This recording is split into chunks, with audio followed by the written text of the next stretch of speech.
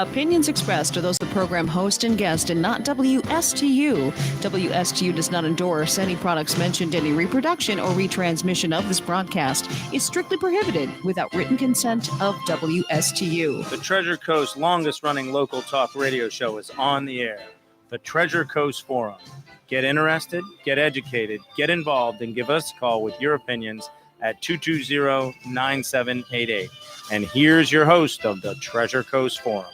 Hi guys, it's John, and I'm back with Mr. Frank today. Yes, indeed. And you are listening to Treasure Coast Forum, which is our show where we feature youth and government students, mostly from South Forks. Last year we had quite a few from Martin County. We actually had one show up 1 year from Jensen Beach. Well, that's cool. So we'd like to get them all back in the house, but maybe, who knows? Hope springs eternal. So, but it's been 2020. It's been a year. It was kind of a weird year. So we passed a year, I think, or so. We're approaching where we passed a year. Yes. Yeah. I think February is when everything.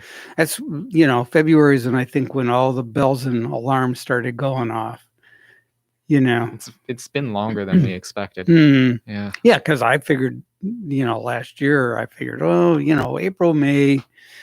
I figured 3, maybe 5 months at most. But yeah. Well, here we are for a year. And then in April, May, I'm thinking, okay, August for sure. And then August, I'm thinking, okay, well, maybe September, October, and for the long haul.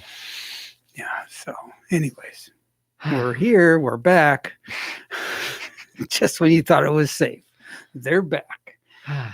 So, few things in the news. Biden's word choice over Texas rolling back its COVID restrictions is exactly why he's kept in the basement. This is according to Matt Vespa, and he writes for Town Hall. In case you missed it, the governor of Texas announced that he was rolling back the mandates about mask wearing and that sort of thing. Not saying you're not supposed to wear them. He's just saying the state of Texas is not taking a decision on that. Everybody can make their own decision. If you want to go into an establishment, you want to drive your car wearing a mask, whatever you want to do, you can wear the mask, but it's not a state mandated thing. Well, the president and the press has kind of jumped all over that. And the last I checked, we're still a free country. People still have the freedom of choice. And what politicians are trying to do, I think, is give that decision-making, that freedom back to the individuals. Mm-hmm. So, again, follow the CDC guidelines, try to do the right thing, but life has to go on. Yeah. So, anyways, that was I thought kind of an interesting thing, and it was a little bit of pushback. Launch too. We did. That was interesting. Took place yesterday, a little bit later than what they expected. Most of the live streams, they figured, within 2 hours of when they went live, it would, because they don't announce the exact time it's going to take place, because the engineers don't know, because they're always troubleshooting issues before they go to their final countdown. And in fact, even with this thing, with its final countdown at T-minus 1 minute, the countdown paused, the clock paused because of something the computer saw, resolved it, and within about 10 seconds or so after that, the countdown resumed. It was a flawless launch. It reached apogee about 10,000 meters, I think is what they said, and then it kicked over, did its belly flop maneuver, and just kind of looked like it floated back down. Of course, it wasn't; it was falling. Yeah, but it's like the other one too. Right. So it just kind of gently fell over. Yeah, and then they relit all 3 engines this time. This is where Elon Musk, because they, this is the amazing thing about communications today, where people in industry and business didn't generally chit chat with the John Q public, in an open forum, where Elon Musk is happy to do that. So somebody asked after SN9 blew up, and they said, "Well, how come you didn't relight all three engines? Because one of them was a problem child." So what they do when they do the kick up maneuver to right the spaceship from being in the falling position, the horizontal position, they want to right it up to vertical. They use two of the three Raptor, not Raptor. What are these? These are, I think they're called. I don't think Two of these engines. Merlin, was it Merlin? One of them is Merlin, the other is Raptor. So, anyways, yeah. So they use two of these rocket engines to right the spaceship, and then one actually to do the landing. So because of the just tremendous force, right? So the question was posed to Elon Musk directly during this live stream, query, and the question was, why don't you just light all three and then shut down the bad one if there's a bad one? Well, that makes sense, right? And so Elon Musk answered to that question was, we were just too dumb. we didn't think of that. So he took the suggestion as a valid one. And this one did exactly that. They lit all three engines and then shut down one immediately, and then the other one after a while. And then the final remaining engine they used as the slowdown for the last few 100 feet on the landing. So and it looked beautiful. One of the legs was a little I think they're like using older parts too, right? Well, so these are prototypes. Yeah. And these are just, they weren't that concerned about the landing legs. They knew that these are not going to be the landing legs in the final iteration, but they needed something. And so these were just the something. And I guess one of the landing legs wasn't functioning that well. But I think there's kind of a cool concept, right? Because they kick out from inside the rocket, the engine bay, and I guess they must be hydraulic or on certain levels, so that no matter whatever the topography is where it's going to land, it's going to level out. So that's kind of neat. But one of them, I guess, wasn't working quite right. So it looked a little bit not the significant as the Leaning Tower of Pisa, but it had a little bit of a tilt to it. And it sat there, and everybody was pretty excited. Although there was a trailing orange flame during the landing, and I'm watching the landing, and I'm thinking, well, that's not right. I think that the fire should just be coming out of the rocket engines, not out of the body of the vehicle. And then it landed, and after a while, the flame dissipated. And I think they should have a really robust fire suppression system on the pad. Yeah. But that's just me. But if they do, I didn't see it working. But the cameras are from miles away, so you really can't see a whole lot. Anyways, so they just sat there, and you like you see a lot of smoke, just clearing, and it was a little more smoke, and then clearing, and then all of a sudden, big orange ball from underneath the rocket, and the thing leapt into the sky for maybe a second or two, and then landed on its side, and wow, big explosion. Well, it succeeded. They did the concept, but right. So I think SN11, the next vehicle, my guess is they're going to not only try to nail the landing, which they succeeded in doing with SN10, but they were going to try to keep this vehicle from blowing up. So my guess is that whatever valves were stuck open, and it sounded to me it was like a stuck valve, and so that it's just, I think it's an engineering thing that you just, but this is when you're going to have a problem, this is where you want to have your problems. Yeah. So you can work out these bugs. So the next one will be SN11.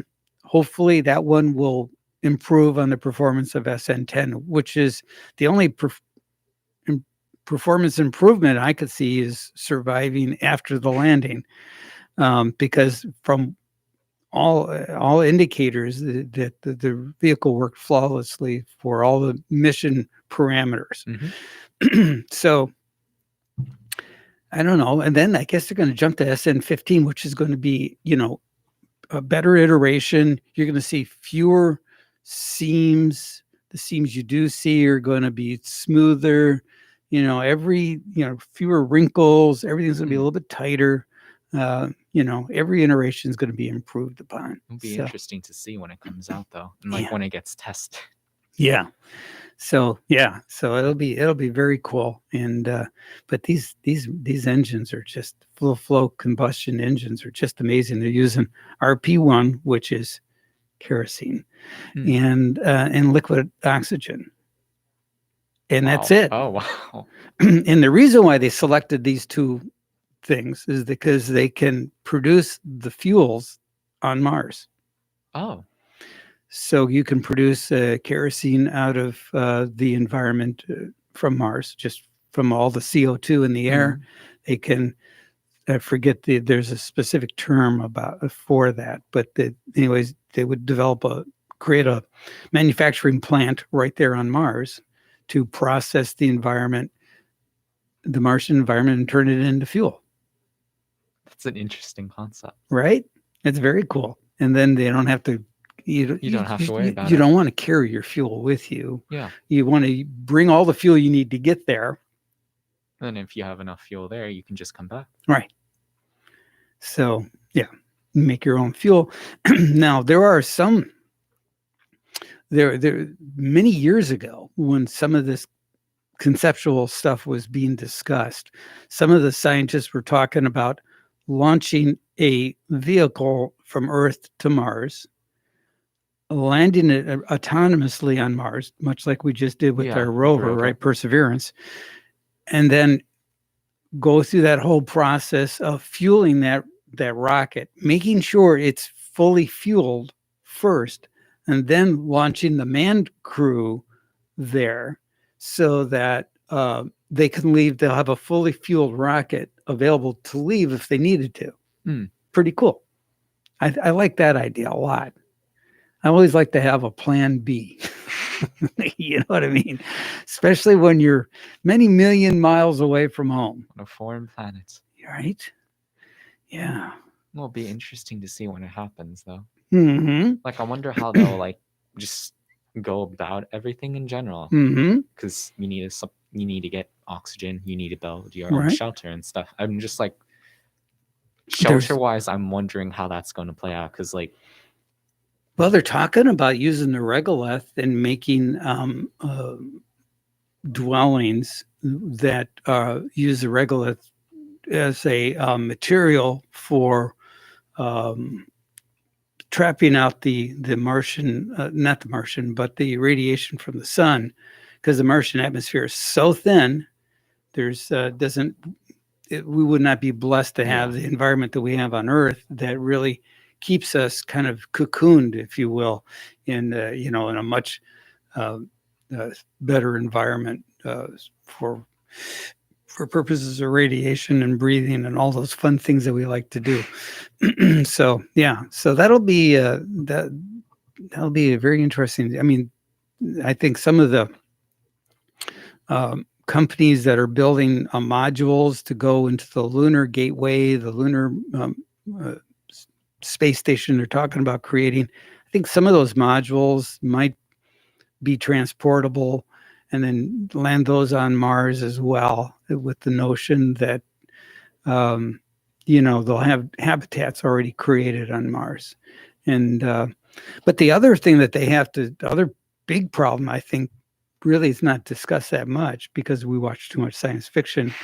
You see Captain Kirk standing on the bridge of the Enterprise. You don't see people floating around, right? And weightless environment is really not conducive to way our biology is set up. We need gravity.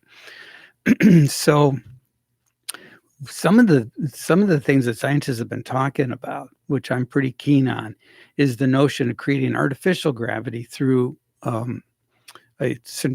not centrifugal. It's centrifugal. No, it's like centrifugal, but I know it's what you're not. talking Yes, about. okay. It's like it's centrifugal, right? So yeah. and so what you do is you're creating the illusion of gravity through this rotation, and that's pretty cool. And you can do it.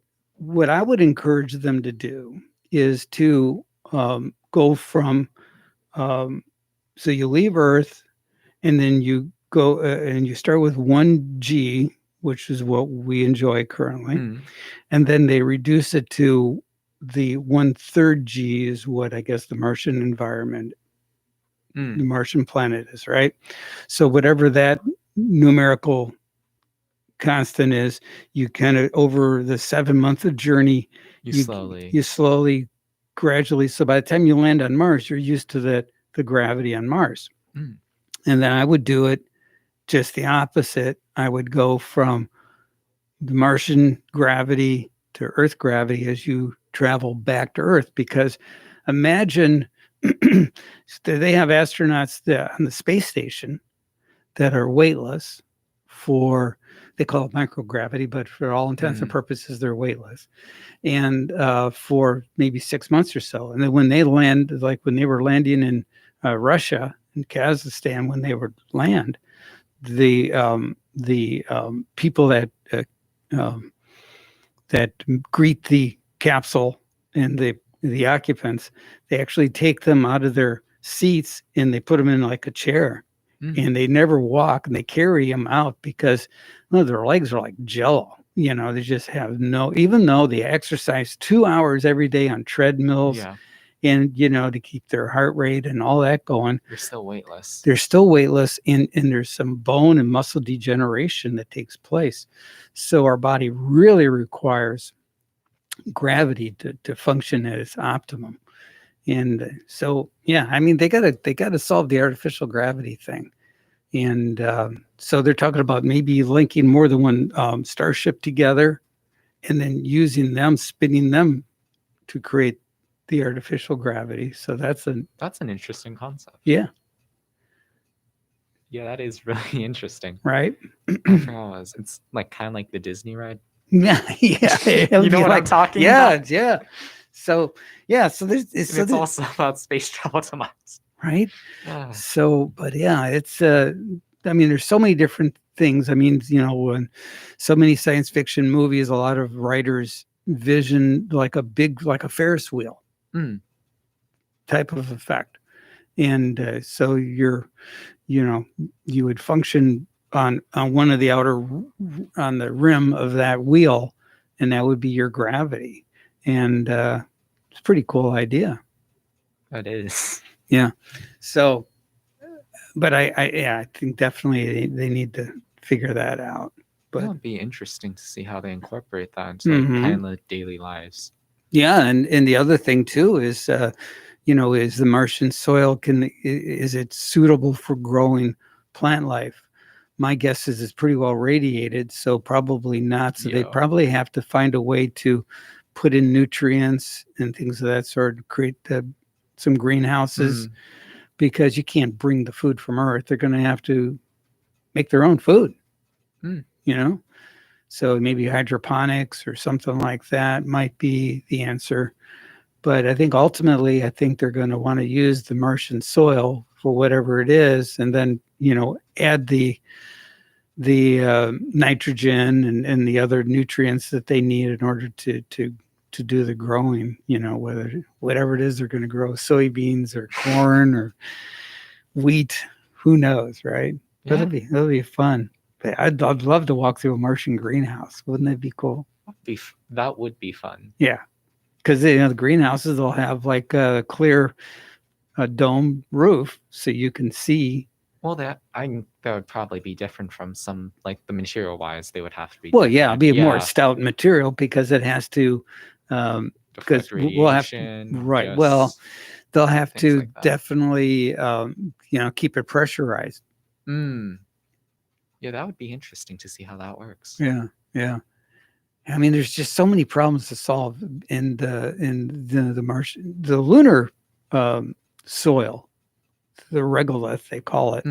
When they would get inside the lunar lander, between lunar walks with the Apollo astronauts, they carried all this lunar dust with them, and it's just getting that stuff is just like Velcro, it just stick to your clothes, and there's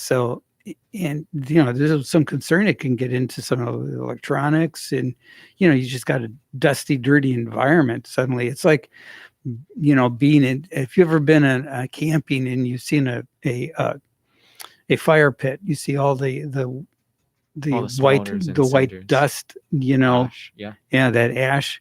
That's just like that's the type of stuff. It's just it will just everywhere. Cling on to you. Yeah, it's clinging. Yes, everywhere. So, yeah, so they got to solve that problem. But and there's a lot of problems to solve, really. Breathable air, pressurized environment. Do you live above ground? Do you live underground? Do you try to build habitats out of Martian materials? Indigenous materials, which is ideal. Yeah. So I think there's going to be a lot of manufacturing potential for people actually like 3D printing. They're going to try to 3D print, I think, a lot of materials out of a lot of the walls out of the regolith, that type of thing. That makes sense. Yeah. So, wow. Well, it'd be interesting seeing how like the first generation of people that go there like operate and stuff. So what would be if you were to go, I mean, let's say you were on one of the flights to Mars and you get there, what would be your ideal job? What would you be doing on Mars would you be a scientist, an engineer? Would you be, an engineer? All right. So what would you be engineering? The habitats? Habitat probably though. Yeah. Well, it'd be interesting because I mean, like you could either make like one house or you can make like basically a dome or something just to kind of encapsulate everything. Yeah. Just like that would take a lot of time, but I mean, just like if we're going to go there for like a while, that's probably going to be happening. Just like something like that on a bigger scale. Right. Like a big geodesic dome. Yeah. Well, it'll be interesting to see how, like, if we're actually going to live on another planet, how, like, countries are going to handle that. Yeah. Because, I mean, it's either going to be, it is going to be hyper competitive, is my guess. Because, I mean, it's going to have other resources. Right. Well, I think not only, Mars, but what we've come to find out that many of the asteroids in the asteroid belt have a lot of valuable minerals and metals, alloys. There's iron. There's, and iron is, ubiquitous on Mars. I mean, that's why it's the red planet, but there's, one asteroid there is made out of diamonds. That's wow. Isn't that mind numbing? I mean, that's a lot of carbon. That is. Right. So I'm sure somebody will be wanting to mine that, and some of them have gold. Yeah. And there's platinum. There's some really valuable raw material that is just floating around in the asteroid belt. Like some of it's common in outer space, but we have like none of it. Yeah, it'll be interesting seeing how like how you mine it. Like either you go with it or you're stopping it. Just things like that. Well, I envision them. If the asteroid is small enough, stop. Yeah. Well, I think they can lasso it. And then, in some manner, like with a piton and a very strong cable, right? What would you lasso it to? Well, a vehicle with a propellant, so you would just redirect it, right? So you can redirect it maybe to the, like a lunar orbit, It seems interesting in my head, just like, well, think about it. So if you had like a asteroid and you could change its orbit, and maybe even it's just a matter of mounting a rocket engine, positioning it, attaching it somehow to the asteroid body, and then just redirecting it, to an orbit, either Earth, or I would want to orbit somewhere other than Earth, just in case, right? yeah. So that'd be my first choice. But I would maybe want to orbit Moon, for example, because it's close to Earth. And then so it would be in a a lunar orbit, and then you would mine it, and then because we'd have all the other stuff going on the moon anyways at that point, so it wouldn't be that big deal to shuttle that, transport it back to Earth for processing, but they could probably do some rudimentary processing on the moon, and then take the final product, for transportation back to Earth. So I think there's some real possibility. That would be my vision. I'd say it'd take a while to get to that level, though, too. Well, yeah, you might be looking at 50 years. Yeah, but 50, 60 years at least. Yeah, Yeah. but I mean, I think it's doable. It is. Yeah. Oh, what's after that? Well, yeah. Who knows, right? Well, speaking of what's after that, we've got to take our break already. So we'll be right back. We will be right back. So stick with us. We've got much more to cover.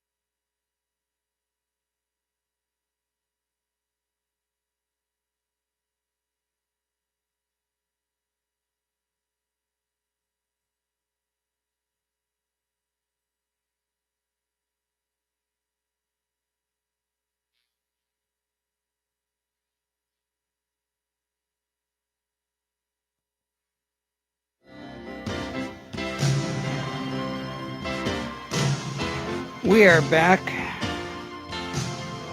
and we've got Bob on the line. If I can, there you go. There you go, Bob. How you doing, buddy? Hey, how you doing? Let me get you off speaker there. Yeah, there you go. Thanks. Hey, so what's new? You know what we should do, Frank? One day I'd like to take you to Kennedy Space Center and get you a badge, and you pretend to be a tour guide. There you go. Yeah, I could probably noodle through that. Wouldn't be too. Yeah, and if there's something you don't know, I'll just make it up. Exactly. Yeah. That's what I do here. So it's the same. They ain't gonna know, yeah. Very good. Very good. Well, Mike, I heard at the beginning of your show. So where the girls are? they are right now in training for a play that they are participating in through the school. Charlie Brown. Charlie Brown. I think it is. All right. Were they doing Hamilton? No, Charlie Brown. Charlie Brown. Oh, great. And who's going to be Lucy? No. I think she's Linus. I think she is. I'm not sure about Alexis, but I think Nono is Linus. Too funny. Oh wow. Yeah. That's something. Right? Yeah. So, Giving up politics for Hollywood. I don't blame them. Yeah, the glitz of Hollywood. Absolutely. Hey, the technology just keeps getting better now. Whenever I get a package from Amazon, they take a picture of where they leave it. Today I got one. A picture of I ordered a remote control that went bad, and they sent me and I looked at my orders, and they actually showed a picture of it by the porch. Yeah, it wasn't my porch, but because I went. I said, "Oh, good." There's nothing there, and then I looked at the picture. I said, "That's not my porch." They're lucky I didn't. They're lucky I didn't order a blow up doll, and some poor guy's wife finds it. God! Oh, please! You're hurting my Oh my God! What is this about? Right? Oh my God! That would be awful.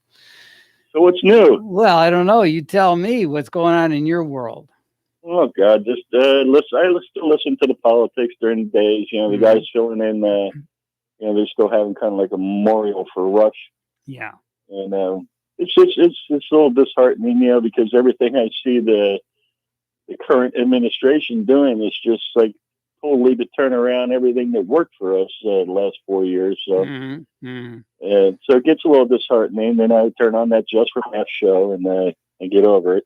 Right. But well, yeah. I mean, you know, I think it's a good. What's going on right now in government is a good opportunity for people to get involved. And if you don't like the way things are going, find a candidate that represents your, you know, more closely represents your belief system, and you know, work to help them get elected. You know, whether you work in the, you know, licking envelopes or whatever it is, you know, you can knock on doors. So there's so many things. Make phone calls. Whatever it is that you want to do, but you know, and I think that this is the essence of what the whole American concept should be for governance, you know, and it should be of, for, and by the people. So, yeah, and work to get the election system, you know, much more guaranteed quality of honesty in it, because this last one is just they pulled a fast one, and now we're paying for it. So the whole country. Yeah. And like I said, I always said I wish I was a Democrat, because when you lose, you actually won. Yeah. Right. And when you win, you think you won, but you actually lost. You know. When you're a Republican, you lose. You freaking lose. That's it. Right. Well, there you go. So, as per your request, here's the theme song from Johnny Quest. I don't even know what this is. Oh, it's a TV show that Bob and I likely grew up with, and it's a cartoon Saturday morning cartoon called Johnny Quest. You can probably watch it on YouTube, the whole series. I would bet you it's there, and it's pretty. I don't think it would amaze the kids today. No, it was, you know, cutting edge stuff back in the day, right? And what was the one with the robots or the puppets? That space one. Well, I don't know, the puppets. Yeah, they were all puppets, and they were all like in outer space. I'm not too sure about that one. If it comes to you, let me know. I'll see if I can find the theme song for that one. But there you go. There's your Johnny Quest. So, too funny. So looking at the news today, Texas leaders slam Biden's Neanderthal remarks, claim he's allowed COVID positive immigrants into the U.S. So the people that there was a lot of folks that were I guess catch and release is what they've been doing now, and they just give them their court date and they let them go whether they test positive or not, and wait for them to arrive to court for their hearing, whether or not they are allowed to remain in the U.S. But in the meantime, these people, I heard about that. Some people it was like 108 yesterday or something. They just put them on buses. Right. Right. What could go wrong? Yeah, that's a good idea. That's what I would expect. You know, and Texas says now you don't have to wear a mask, right? Mm-hmm. Mm-hmm. Well, yes, I would right. But they probably still recommend them if you're like going to hold up a stagecoach or rob a bank or. Well, yeah, it's ideal for that. Yeah, I mean, only in America now you can wear a mask and walk into a bank and it's okay. I know. Unbelievable. I love it. Poor John is just shaking his head. He goes, "What is going on here?" Just making crazy jokes. Well, they had Rush's wife on yesterday, and they played a clip about her and Rush talking that was recorded, and it was just the two of them, and about what they called his event, meaning they figured out he was not going to make it. And planning his funeral, and he's asking his wife, I guess, what's going to be, and she's giving him details on it. She says it's going to be beautiful. It's going to be very fitting for you, and I think you'd be proud of it. And he goes, "God, I hate to miss that." and she turns around right away and says, "Oh, no, you got a front row seat, buddy." Oh my God, yeah, he'll be there. Yeah, it was really cute to hear that and hear his sense of humor and her sense of humor. I guess that made them both feel a little bit better. You know? Yeah, you almost have to when there's an expiration date already is pretty well established, and you might as well have a little bit of morbid humor about it, because that's a good way to deal with it. Otherwise, when it does happen, it's difficult to process. So yeah, she said that they wanted to have a lot more people there, but because of the current circumstances and COVID and all that, they kind of had kept it between the family and everything. I don't want one thing in my funeral. I want them to rig it up so when somebody walks up, everybody else probably already been through it, and just let them do it. Somebody walks up, when they step by the casket, I want it to kind of turn me a little bit sideways, and I take my hand and just kind of fluff up the pillow. Oh my God. That would be interesting. That would make a few people pass out, right? Yeah, and then the people that already been through it, they just sit there and watch everybody come in like later and later. Why not? Goodness. Let's see, what else was I thinking about? Oh, talking with my sister about shots when I was taking her physical therapy, and she doesn't want it because she's not confident in it yet. And I said, I'll probably get mine. I said, I don't know. But a lot of people are like that. They're not sure if they want to wait, see how it pans out a little more. I don't know. I don't understand that at all. Because what I'm kind of wondering about is you have Johnson and Johnson, Pfizer, and Merck, Moderna, and they got these things out really quick. And but they did the they did the trials. They didn't just make a concoction in the bubbling lab and kick it out. I agree. I'm kind of concerned for them. I mean, God, at the moment, I think you see commercials, Johnson & Johnson being sued for talcum powder. Yeah. From when you had a baby and they used it on your butt, Right. And so I'm kind of wondering if they're going to be liable down the road, and Johnson & Johnson's under attack. Look at Monsanto. They've been going after them for years, these class action suits with the Roundup, like I said. And like I said, I've been using Roundup forever, and all 8 of my testicles are just fine. All 8 of them, yeah, okay. It's difficult for walking, but otherwise you're fine. Yeah, but those 7 new ones, they're just as good as the originals. Okay. Yeah. All right. Have you been following the news about Governor Andrew Cuomo from New York? Oh, yeah. Yeah. So he says because he's Italian, he's a little more handsy than maybe somebody else, but it's just an ethnic thing.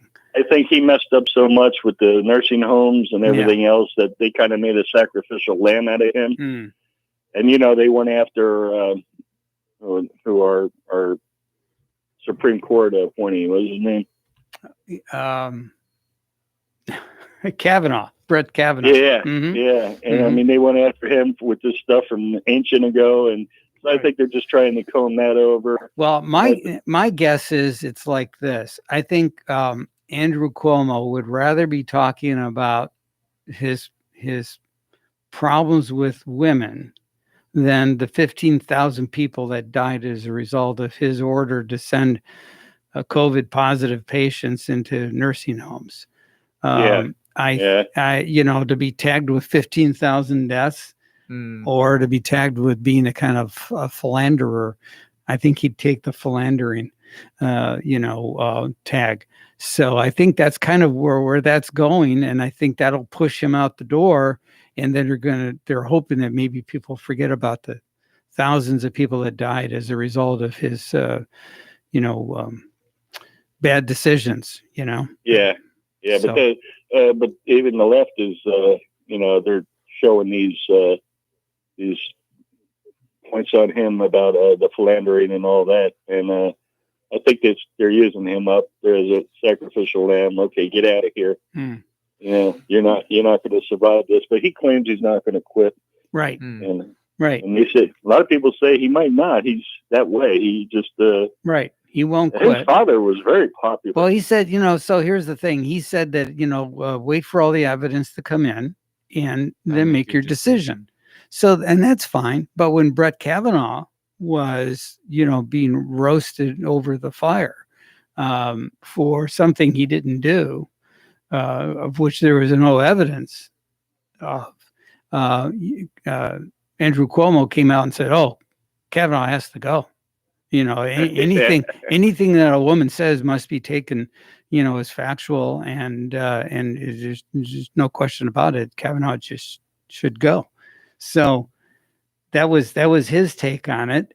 And now he says, "Well, I think we should have due process because it's my butt that's on the line now." So I just think it's kind of interesting how duplicitous people can be on the same issue. So, well, it happened at a bad time. Isn't this the new March is now the new Women's History Month, right?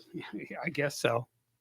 Yeah, that's what they said. And I heard that the other day. Okay. We just got done with the Black History Month, and then now we have the Women's History Month. And I don't know when the old white conservative male month is. No, I think it's a minute. 1 minute during one day. I don't know when. It could be. Bob, we're running a little bit long on our break opportunity. You can stick with us, but we got to take our break. I'm going to head out, and nice talking to you guys, and hopefully things will turn around a little better next week. Yeah, we'll see. Maybe you'll get your shots. Let us know how that goes for you, okay? Yeah, I'll find my remote control and get my shot. I'll be happy. Okay. Right, get a twofer. Okay. Take care, John. All righty. See ya. And we'll be right back, so stick with us.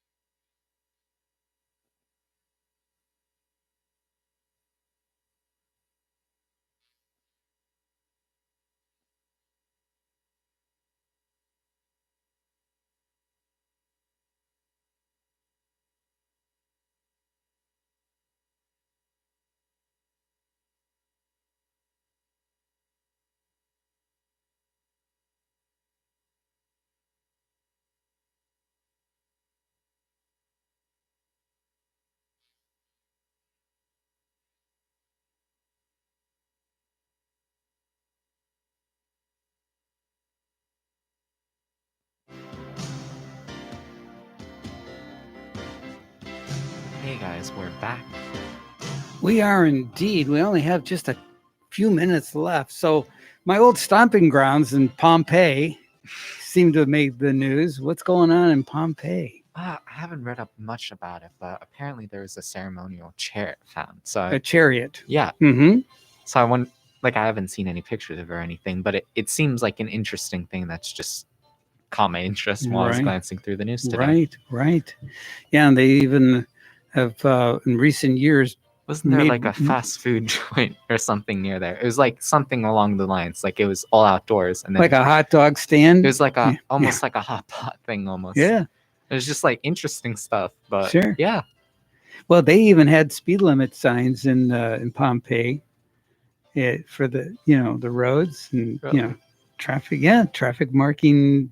So to get people, they had you could actually see the marks in the road and the marks in the walls on the radius where the chariots would go, because some of them would scrape against the bordered wall. But yeah, they had it all.